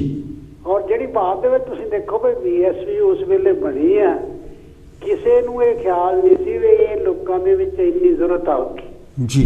ਔਰ ਇੱਥੇ ਦੁੱਗਲ ਜੀ ਦੱਸਣਾ ਜ਼ਰੂਰੀ ਮੈਂ ਸਮਝਦਾ ਵੀ ਉਹ 1985 ਦੇ ਵਿੱਚ 18 ਦਿਨ ਵਾਸਤੇ ਇੰਗਲੈਂਡ ਵੀ ਆਏ ਸੀ ਜੀ। ਇੰਗਲੈਂਡ ਦੇ ਵਿੱਚ ਆਏ ਸੀ ਔਰ ਇੱਥੇ ਇੱਕ ਵੱਡੀ ਕਾਨਫਰੰਸ ਹੋਈ ਸੀ 21 ਅਪ੍ਰੈਲ ਨੂੰ ਵੈਸਟਵਿੰਜ ਟਾਊਨ ਹਾਲ ਦੇ ਵਿੱਚ। ਅੱਛਾ ਜੀ। ਉਹਨੂੰ ਉਹ ਸੰਬੋਧਨ ਕਰਨ ਆਏ ਸੀ ਔਰ ਉਸੇ ਹੀ ਦਿਨ ਜਾਨੀ 11 ਵਜੇ ਜਿਹੜਾ ਗੁਰੂ ਰਵਿਦਾਸ ਭਵਨ ਆ ਇੱਥੇ ਵੀ ਉਹਨਾਂ ਨੂੰ ਬੁਲਾਇਆ ਗਿਆ ਸੀ। ਅੱਛਾ ਜੀ। ਔਰ ਉਹਨੇ ਇੰਨੇ ਇੱਥੇ ਲੋਕਾਂ ਨੂੰ ਪ੍ਰੋਗਰਾਮ ਕੀਤੇ ਔਰ ਉਹਨੇ ਸਮਾਜ ਨੂੰ ਦੱਸਿਆ ਔਰ ਫਿਰ ਉਹਨੇ ਇਹ ਕਿਹਾ ਵੀ ਮੈਂ ਕੋਈ ਪੈਸਾ ਲੈਣ ਨਹੀਂ ਆਇਆ, ਮੈਂ ਜੋ ਉੱਥੇ ਮਿਸ਼ਨ ਚੱਲ ਰਿਹਾ ਉਹਦੇ ਬਾਰੇ ਤੁਹਾਨੂੰ ਜਾਣਕਾਰੀ ਦੇਣ ਆਇਆ। ਠੀਕ। ਹੁਣ ਤੁਸੀਂ ਦੇਖੋ ਵੀ ਜਿਹੜੀ ਬਹੁਜਨ ਸਮਾਜ ਪਾਰਟੀ ਨੇ ਜੋ ਕੁਝ ਕਰਕੇ ਦਿਖਾਇਆ, ਉਹਨੇ ਕਿਹਾ ਵੀ ਜਿਹੜੀਆਂ ਜਾਤੀਆਂ ਜਾਂ ਜਾਤ ਤੋੜੋ ਸਮਾਜ ਜੋੜੋ ਜੀ। ਕੱਲੀ ਜਾਤ ਕੁਝ ਨਹੀਂ ਕਰ ਸਕਦੀ। ਹੁਣ ਉਹਨੇ ਤੁਸੀਂ ਦੇਖੋ ਵੀ ਆਪ ਜਾਣੀ ਦੇਖੋ ਜਿਸ ਵੇਲੇ ਉਹਨੇ ਇਹ ਸਮਝਾਉਂਦੇ ਰਹੇ, ਉਹਨੇ ਮਾਇਆਵਤੀ ਨੂੰ ਪਹਿਲੀ ਵਾਰੀ 1995 ਚ ਮੁੱਖ ਮੰਤਰੀ ਬਣਾਇਆ ਜੀ। ਫਿਰ ਉਹ 96 ਦੇ ਵਿੱਚ ਹੁਸ਼ਿਆਰਪੁਰ ਦੇ ਜਿਹੜੀ ਸੀਟ ਸੀ ਲੋਕ ਸਭਾ ਦੀ ਜੀ ਜਨਰਲ ਇਲੈਕਸ਼ਨ ਦੇ ਵਿੱਚ ਉਹ ਜਨਰਲ ਸੀਟ ਤੋਂ MP ਬਣੇ ਜਾਣੇ ਜੀ। ਫਿਰ 97 ਦੇ ਵਿੱਚ ਫਿਰ ਮਾਇਆਵਤੀ ਨੂੰ ਉਹਨੇ ਮੁੱਖ ਮੰਤਰੀ ਬਣਾਇਆ ਜੀ। ਔਰ 96 ਦੇ ਵਿੱਚ ਬਹੁਜਨ ਸਮਾਜ ਪਾਰਟੀ ਨੈਸ਼ਨਲ ਪਾਰਟੀ ਬਣ ਗਈ ਜੀ। ਹੁਣ ਤੁਸੀਂ ਦੇਖੋ ਉਹ ਲੋਕਾਂ ਨੂੰ ਇੰਨਾ ਸਮਝਾਉਂਦੇ ਗਏ, ਸਭ ਕੁਝ ਕਰਦੇ ਗਏ। ਅੱਜ ਜੋ ਕੁਝ ਵੀ ਜਾਗਰਤੀ ਆਈ ਹੈ ਉਹਨਾਂ ਦੀ ਦੇਣ ਆ। ਹਾਂਜੀ, ਕਿਉਂਕਿ ਉਹਨੇ ਕਿਹਾ ਵੀ ਬਿਲਕੁਲ ਤੁਸੀਂ ਜੇ ਤੁਸੀਂ ਇਕੱਠੇ ਹੁੰਦੇ ਆ, ਤੁਸੀਂ ਵੋਟ ਨੂੰ ਸਮਝਦੇ ਆ, ਤੁਸੀਂ ਭਾਰਤ ਦੇ ਸ਼ਾਸਕ ਬਣ ਸਕਦੇ ਆ ਜੀ। ਔਰ ਉਹਨਾਂ ਦੇ ਦੇਖੋ ਜਿਹੜਾ ਉਹਨਾਂ ਦਾ ਪਰਿਨਿਰਵਾਣ ਆ ਰਿਹਾ ਆ 9 ਤਰੀਕ ਨੂੰ, ਇਹ ਤੋਂ ਸਾਨੂੰ ਪੜ੍ਹਨ ਕਰਨਾ ਚਾਹੀਦਾ ਵੀ ਤੁਸੀਂ ਸਮਾਜ ਦੀਆਂ ਜੇ ਜੰਜੀਰਾਂ ਕੱਟਣੀਆਂ ਜੀ ਤਾਂ ਉਹ ਭਾਰਤ ਦੇ ਵਿੱਚ ਵੋਟ ਦੀ ਤਾਕਤ ਨੂੰ ਵਰਤ ਕੇ ਕੱਟ ਸਕਦੇ ਆ। ਔਰ ਨਾਰੀ ਜਾਤੀ ਜਿਸ ਤਰ੍ਹਾਂ ਉਹ ਭੈਣ ਜੀ ਮਾਇਆਵਤੀ ਦੇਖੋ, ਉਹਨਾਂ ਦੇ ਜੀਵਨ ਕਾਲ 'ਚੋਂ 3 ਵਾਰੀ ਮੁੱਖ ਮੰਤਰੀ ਬਣੀ ਸੀ ਜੀ, ਔਰ ਉਹਨਾਂ ਦੇ ਪਰਿਨਿਰਵਾਣ ਤੋਂ ਬਾਅਦ ਉਹ 1 ਵਾਰੀ ਬਾਅਦ ਦੇ ਵਿੱਚ ਵੀ ਬਣੀ। ਪਰ ਹੁਣ ਸਾਡੇ ਲਈ ਇਹ ਬਹੁਤ ਜ਼ਰੂਰੀ ਆ ਵੀ ਅਸੀਂ ਉਹ ਜਿਹੜਾ ਉਹਨਾਂ ਜੋ ਕੁਝ ਉਹ ਆਪਣਾ ਸੰਦੇਸ਼ ਦੇ ਕੇ ਗਏ ਆ ਵੀ ਉਹ 'ਤੇ ਅਮਲ ਕਰਨਾ ਚਾਹੀਦਾ। ਮੈਂ ਆਪਦੇ ਪ੍ਰੋਗਰਾਮ ਦੀ ਬਹੁਤ ਸ਼ਲਾਘਾ ਕਰਦਾ। ਜੈ ਗੁਰਦੇਵ, ਜੈ ਭੀਮ। ਥੈਂਕ ਯੂ ਜੀ, ਥੈਂਕ ਯੂ, ਬਹੁਤ ਬਹੁਤ ਤੁਹਾਡਾ ਧੰਨਵਾਦ ਹੈ ਜੀ। ਤਰਸੇਮ ਚੌਹਾਨ ਜੀ ਬੋਲ ਰਹੇ ਸੀ, ਆਪਣੇ ਬਹੁਤ ਹੀ ਵਡਮੁੱਲੇ ਵਿਚਾਰ ਰੱਖ ਕੇ ਗਏ ਹਨ। ਸਾਹਿਬ ਸ਼੍ਰੀ ਕਾਂਚੀ ਰਾਮ ਦੇ ਉਹਨਾਂ ਦੀ ਹਿਸਟਰੀ ਦੇ ਬਾਰੇ ਦੱਸ ਕੇ ਗਏ ਹਨ ਔਰ ਉਹਨਾਂ ਦੀ ਬੁੱਕਸ ਬਾਰੇ ਦੱਸ ਕੇ ਗਏ ਹਨ।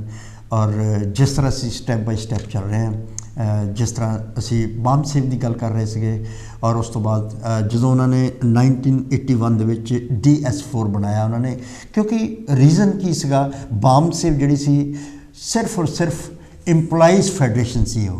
ਉਹ ਆਮ ਲੋਕਾਂ ਦੇ ਵਿੱਚ ਕਦੇ ਵੀ ਵਿਚਰ ਨਹੀਂ ਸਕਦੇ ਸੀਗੇ।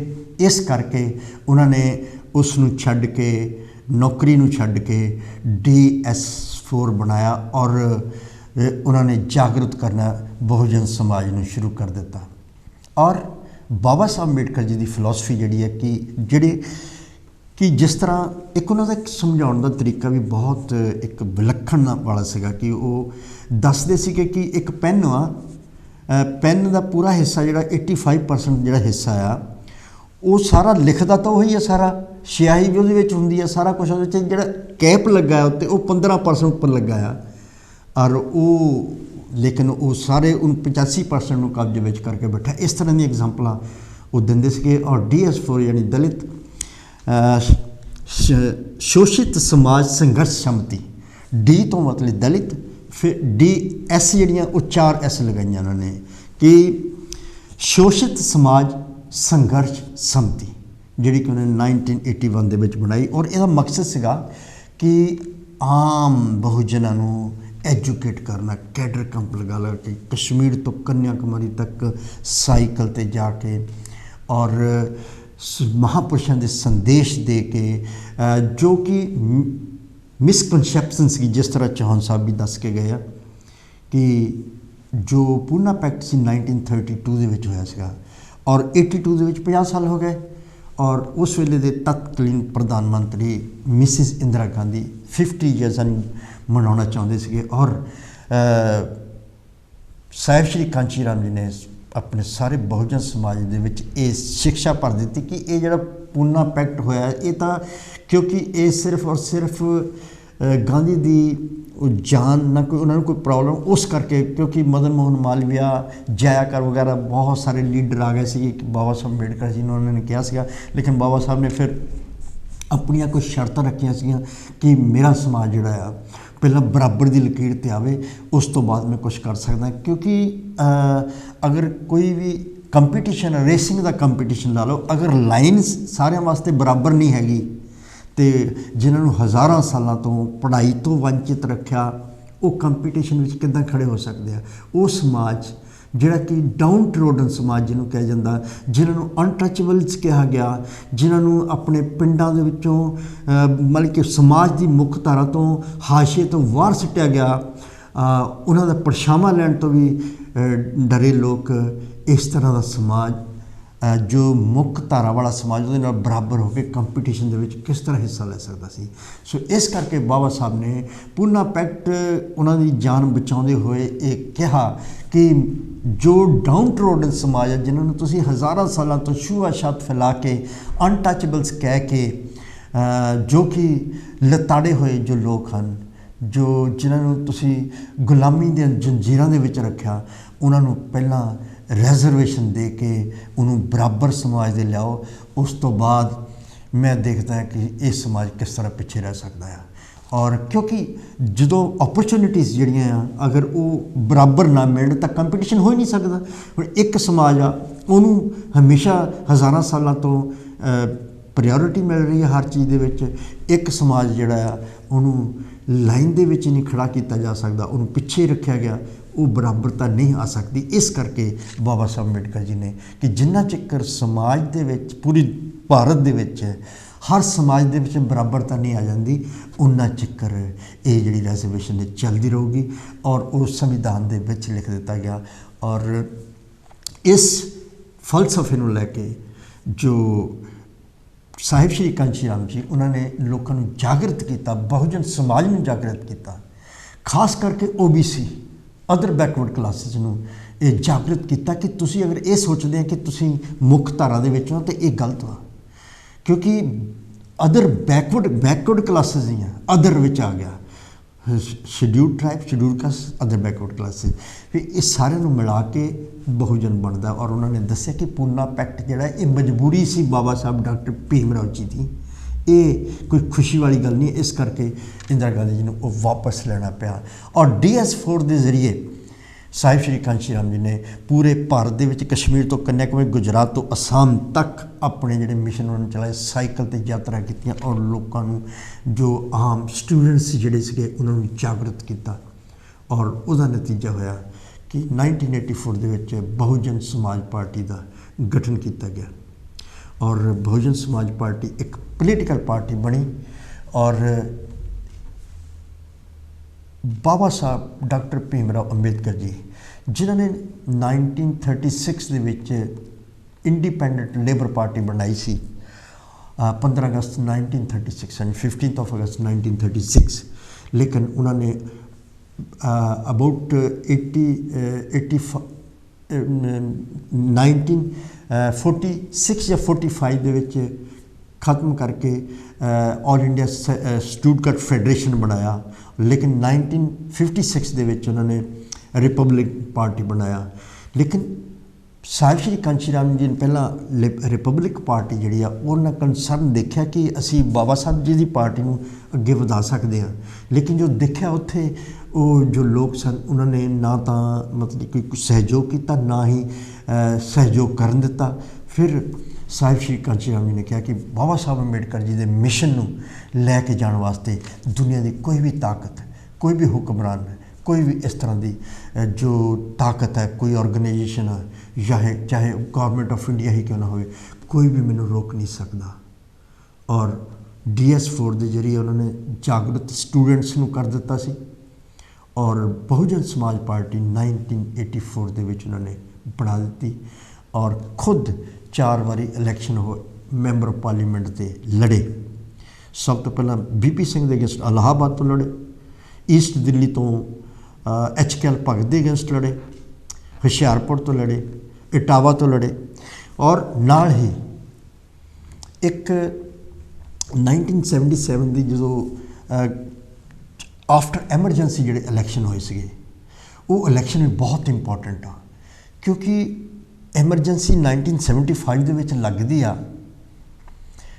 कि इलाहाबाद कोर्ट ने जो राज नारायण सी उन्होंने एक कंप्लेंट, एक याचिका दायर की सी कि मिसिज इंदिरा गांधी ने अपने इलैक्शन दे विच गौरमेंट मशीनरी नूं यूज़ किया।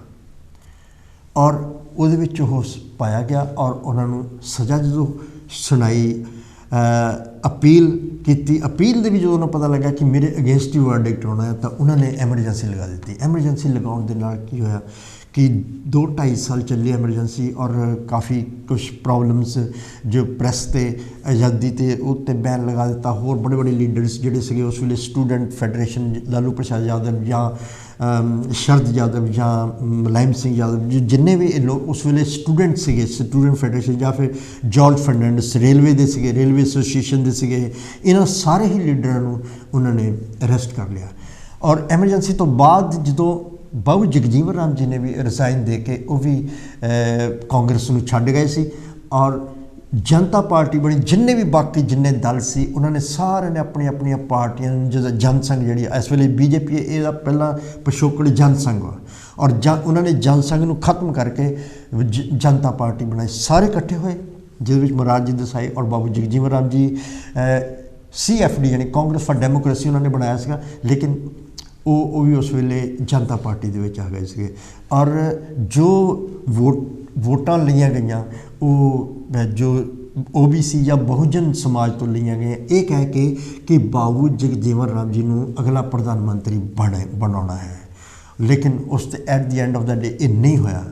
तो उस वेले जो राज नारायण सी वो कोई मिनिस्टर बने थे मोरारजी देसाई की गौरमेंट दे विच, और वो कोई रैली कर रहे थे 80s दे विच, जदों उन्होंने एक वर्ड अपनी रैली दे विचों यूज़ किया कि हरिजनां वास्ते असीं जो उन्होंने डिवेलपमेंट वास्ते असीं कर रहे, और उस वेले स्टूडेंट्स की कॉन्फ्रेंस सी हो कोई, और उत्थे मायावती जी बैठे हुए सर, और उन्होंने उठ के कहा सीगा कि तुसीं जिहड़ा वर्ड यूज़ किया हरिजन ये गलत है, तुसीं ये वर्ड यूज़ नहीं कर सकते। और उस वेले वो लाइमलाइट में अखबार में उन्होंने नाम आ गया, और फिर बाबू कांशी राम जी को साहिब श्री कांशी राम जी को पता लगा कि कोई लेडी आयरन लेडी है, और उन्होंने घर गए और उन्होंने पूछा कि तुसीं की बनना चाहते हो, और उन्होंने कहा कि मैं IAS बनना चाहती हूँ, डिप्टी कलैक्टर बनना चाहती हूँ। उन्होंने कहा कि एक डिप्टी कलैक्टर एक डिस्ट्रिक्ट का ही प्रिंस या प्रिंसैस होंगी है, और डिस्ट्रिक्ट के विच ही पावर होंगी है। अगर थानू मैं MP या चीफ मिनिस्टर बनावा, पूरा प्रदेश थोड़े अंडर होएगा, और थोड़े अंडर पता नहीं किन्ने इदां दे IAS ऑफिसर होंगे। तो उन्होंने माइंड चेंज होया और उन्होंने आके BSP ज्वाइन की और उन्होंने अगे बढ़े, और उसका ही नतीजा कि वो कितनी बारी चीफ मिनिस्टर UP दे रह चुके हैं। और जो अपने संघर्ष के प्रति साहिब श्री कांशी राम जी ने जो महापुरुषों के उन्होंने जो पाए हुए पूरने जड़े सके उन्होंने रास्ते सके, उन्होंने रास्ते से चल के आम लोगों को जागृत कराया। क्योंकि कई बार इस तरह होंगी है कि महापुरुष सतगुरु रविदास महाराज जी आए, प्रगट हुए, उन्होंने अपने प्रवचनों राही ना कि सिर्फ एक समाज को बल्कि पूरे इंसानियत वास्ते अपने प्रवचन दसे। लेकिन कुछ इस तरह हो जाता है कि वो प्रवचन जोड़े छुप जाते हैं कि जी मौके की हुकूमत होंगी है उन्होंने छुपा देंदी है, एक सच्चे इतिहास में अपने इतिहास बना के उजागर कर देंदी है। इसी तरह बाबा साहब डॉक्टर भीमराव अंबेडकर जी ने जो जो कुछ उस अपने जीवन काल दे विच कीता वो फिर उस उन्होंने छुपाना चाहा और मिसकनसैप्शन की। लेकिन साहिब श्री कांशी राम जी ने उन्होंने फलसफे को पॉजिटिवली जो लोगों को दसिया, समाज को दसिया कि एक्चुअली बाबा साहब आ कहना चाहते थे पर इस तरह कह रहे हैं, वो जी चीज़ सी ना समझाने की वो बड़ी वैल्यूबल से। एक कॉल ले लिया। हैलो जय गुरुदेव जी। हेलो धन गुरुदेव जी। हाँ जी, कौन बोल रहे जी? मैं रोशन लाल बोल रहा जलंधर संतोखपुरे तो। स्वागत है जी थोड़ा। रोशन लाल जी की कहना चाहते हो जी? हाँ जी, मैं कहना चाहता भी पहला तो तुहानू बहुत बहुत बधाई देना कि तुसीं भी मतलब जो इस वेले सानू समझा रहे हैं, बहुत वधिया तरीके नाल समझा रहे हैं। Thank you sir. तो बाबू कांशी राम जी भी इदा समझाते होंगे सीगे जी। तो टाइम थोड़ा करके मतलब डॉक्टर अंबेडकर जी ने सानू जो वोट का अधिकार लैके दिता सी ना। हाँ जी हाँ जी। तो उन्होंने ये दसिया सीगा कि मतलब एक वोट की पावर की होंगी है जी। तो वो बाबू कांशी राम जी ने साबित करके दिखा दिता सीगा कि वाजपेयी की जी सरकार है ना एक वोट से उन्हें छिड़ दी जी जी जी बिल्कुल सही। सेंट्रल गवर्नमेंट सरकार जी उन्होंने मतलब एक वोट के नाल छिड़ दी जी। तो उन्हें साबित कर दिता एक वोट का अधिकार की है कि मतलब सारे लोग जोड़े है कि मतलब वोट का इस्तेमाल गलत करते हैं, अपनी पावर नहीं समझते। पावर नहीं समझते। Yes yes. हाँ जी। तो बाबू कांशी राम जी मतलब जोड़े है बहुत महान आदमी होए आ। मैं इन्हों मिलिया भी हाँ जी। तो जो जलंधर पहली बार आए ना ये पहला इलैक्शन जलंधर के लड़िया मास्टर दौलत राम जी थे नकोदर तो। ठीक है जी। तो MLA सीट तो लड़े थे तो उदों बाबू कांशी राम जी जलंधर आए तो इन्हों की मदर इन्होंने वास्ते स्वेटर बना के लिया नीले रंग का। अच्छा जी। ਤੇ ਉਦੋਂ ਮੈਂ ਜਲੰਧਰ ਦੇ ਵਿੱਚ ਆਪਣੇ ਘਰ ਨਹੀਂ ਸੀ ਗਏ ਤਾਂ ਇੱਥੇ ਇਹਨਾਂ ਦੇ ਮਦਰ ਸਤਿਕਾਰ ਕੌਰ ਮਦਰ ਜੀ ਜਲੰਧਰ ਹੀ ਮਿਲੇ ਸੀਗੇ। ਠੀਕ ਹੈ ਜੀ, ਠੀਕ ਹੈ ਸਰ। ਟਾਈਮ ਆਪਣਾ 1 ਮਿੰਟ ਰਹਿ ਗਿਆ। ਤੁਹਾਡੇ ਜਿਹੜੇ ਵਿਚਾਰ ਬਹੁਤ ਵੈਲਿਊ। ਠੀਕ ਹੈ ਜੱਗ ਦੇ ਬਾਕੀ thank you sir, thank you. So nice of you, so nice. ਗੱਲ ਲੱਗੀ ਸੀਗੀ। ਹਾਂਜੀ ਥੈਂਕ ਯੂ ਜੀ। ਹਾਂਜੀ ਚਲੋ ਜੈ ਗੁਰਦੇਵ ਜੀ, ਧੰਨਵਾਦ ਜੀ। ਜੈ ਗੁਰਦੇਵ ਜੀ। ਬਹੁਤ ਬਹੁਤ ਰੋਸ਼ਨ ਲਾਲ ਜੀ ਬੋਲ ਰਹੇ ਸੀ। ਬਹੁਤ ਅੱਛਾ ਵਕਤ ਹਾਲੇ, ਕਿਉਂਕਿ ਵਕਤ ਇਜਾਜ਼ਤ ਨਹੀਂ ਦੇ ਰਿਹਾ ਹਾਲੇ। ਉਹਨਾਂ ਦੇ ਵਿਚਾਰ ਤਾਂ ਬਹੁਤ ਅੱਛੇ ਚੱਲ ਰਹੇ ਸੀ, ਬਹੁਤ ਅੱਛੇ ਸੀਗੇ। ਤੋ ਇੱਕ ਮਿੰਟ ਰਹਿ ਗਿਆ ਸਾਡੇ ਕੋਲ। ਰਿਸਪੈਕਟਿਵ ਵਿਊਜ਼, ਅੱਜ ਉਸ ਮਹਾਨ ਸ਼ਖਸੀਅਤ ਨੂੰ, ਉਹਨਾਂ ਨੂੰ ਟ੍ਰਿਬਿਊਟ ਔਰ ਉਹਨਾਂ ਨੂੰ ਸਲੂਟ ਕਰਦੇ ਹਾਂ ਔਰ ਉਮੀਦ ਕਰਦੇ ਹਾਂ ਕਿ ਪੂਰਾ ਬਹੁਜਨ ਸਮਾਜ ਉਹਨਾਂ ਦੇ ਕੀਤੇ ਹੋਏ ਕੰਮਾਂ ਨੂੰ ਪਹਿਚਾਣੇ ਔਰ ਆਪਣੇ ਮਨ 'ਚ ਲੈ ਕੇ ਕਿ ਆਪਣੀ ਵੋਟ ਦੀ ਕੀਮਤ ਨੂੰ ਸਮਝ ਕੇ ਅੱਗੇ ਚੱਲਣ, ਨਾ ਕਿ ਵੋਟ ਨੂੰ ਐਵੇਂ ਆਸਾਨ ਜਿਹਾ ਬਣਾ ਕੇ ਕਦੀ ਉੱਧਰ ਨਾ ਕਰਨ, ਕਿਉਂਕਿ ਵੋਟ ਦੀ ਬਹੁਤ ਵੱਡੀ ਕੀਮਤ ਆ। ਬਾਬਾ ਸਾਹਿਬ ਨੇ ਦਰਵਾਈ, ਲੇਕਿਨ ਉਹਦੀ ਵੈਲਿਊ ਜਿਹੜੀ ਆ ਉਹ ਸਾਹਿਬ ਸ਼੍ਰੀ ਕਾਂਸ਼ੀ ਰਾਮ ਜੀ ਨੇ ਦੱਸੀ, ਕਿਉਂਕਿ ਵੋਟ ਦੀ ਵੈਲਿਊ ਬਾਕੀ ਲੋਕ ਕਿਸੇ ਨੇ ਨਹੀਂ ਦੱਸੀ। ਚਾਹੇ ਕੋਈ ਵੀ ਹੁਕਮਰਾਨ ਰਿਹਾ ਹੋਵੇ, ਕੋਈ ਵੀ ਪਾਰਟੀ ਰਹੀ ਹੋਵੇ, ਕਿਸੇ ਨੇ ਨਹੀਂ ਦੱਸਿਆ ਕਿ ਵੋਟ ਦੀ ਵੈਲਿਊ ਕੀ। Vote, casting vote is more powerful than the biggest sword. So ਇੰਨੇ ਕਹਿੰਦੇ ਹੋਏ ਅੱਜ ਦਾ ਪ੍ਰੋਗਰਾਮ ਅਸੀਂ ਇੱਥੇ ਖਤਮ ਕਰਦੇ ਹਾਂ ਸ਼ੋਅ। ਔਰ ਅਗਲੇ ਹਫ਼ਤੇ APJ ਅਬਦੁਲ ਕਲਾਮ ਦਾ ਲੈ ਕੇ ਆ ਰਹੇ ਹਾਂ ਅਗਲੇ ਹਫ਼ਤੇ। ਸੋ ਜੈ ਗੁਰਦੇਵ, ਜੈ ਭੀਮ ਜੀ।